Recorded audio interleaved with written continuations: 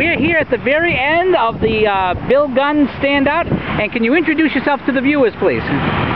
My name is Mary Lott, and I'm a Fitchburg resident. I'm a member of the Fitchburg Republican Party and also a member of the Twin City Tea Party and the Worcester Tea Party.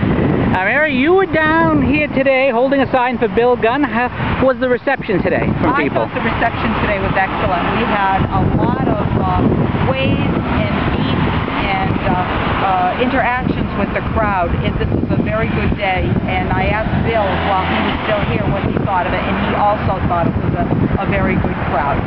Now, you've been very busy today. In addition to the standout here at Fitchburg, you were in Worcester today. Can you tell us a little bit about that? I was at a Worcester Tea Party sponsored event, which was to express our displeasure with Scott Brown's support of the economic bill that was supported by or presented by the Obama in the Democratic administration.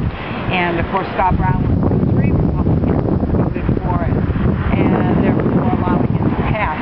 And many Tea Parties supported Scott Brown in his getting elected, and so now many feel betrayed.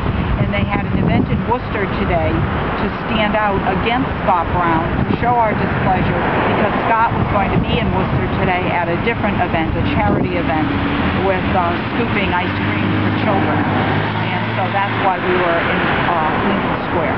About how many Tea Partiers showed up for that? I would say about 150.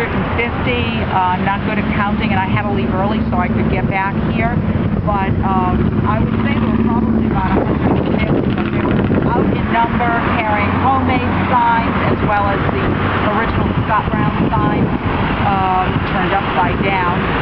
There were a lot of people just carrying Tea Party flags and American flags. Again, at that event we had a lot of interaction with the crowd going by, people expressing their support for our side, which was displeasure with Scott Brown, by beeping and waving and other types of interaction. Now, the big debate that I've seen on the internet, the thing that I've seen in my inbox the most over the last few days, has been about this financial vote.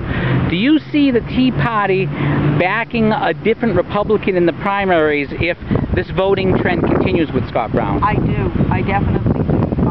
What they will look at is a conservative, and we all knew that, most of us knew that Scott Brown, although he was a Republican and we supported him, that he was not a conservative. And I think when you look for Tea Party and where Tea Party people lean, because our probably number one perspective, our number one, what's the word I want to say, our number one policy issue is economic prudence and fiscal prudence, that what we really want, whether you're Democrat or Republican, is we want a conservative approach to the economy and to fiscal prudence.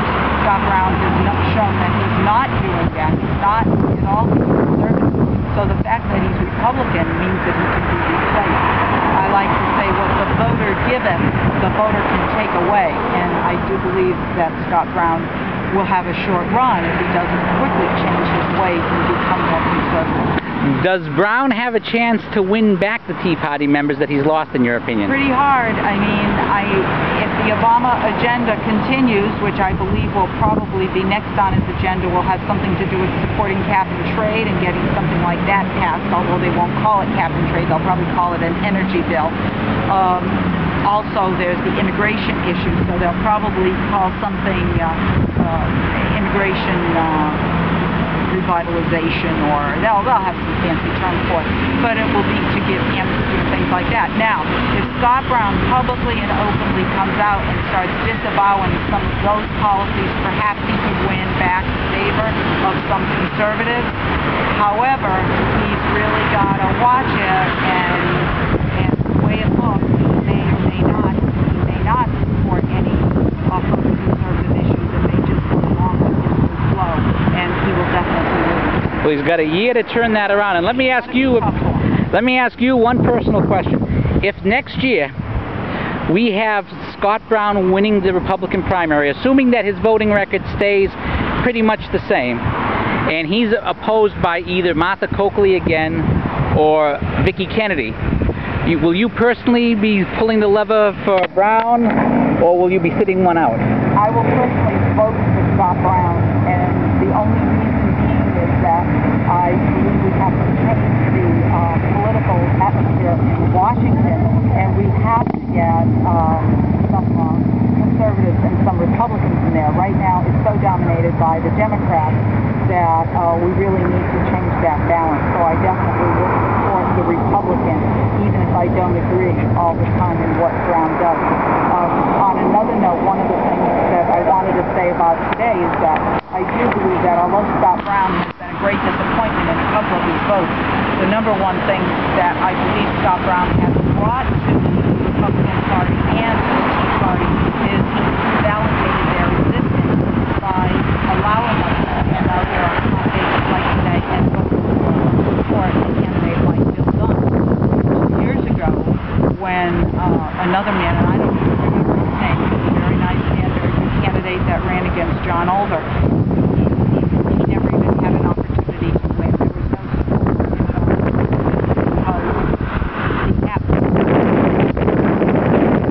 glorious win in Massachusetts, he gave the little man like myself, the common man, the right that we felt we can make a difference if we go out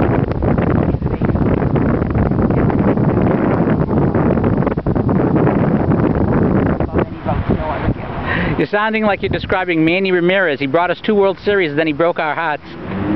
Very possibly. I don't follow baseball. Although you do have the Red Sox cap. I know, but it matches my shirt. It's more important to look good than to feel good sometimes. All right, well, thank you very much for your time, and we'll see you again at the next Tea Party rally.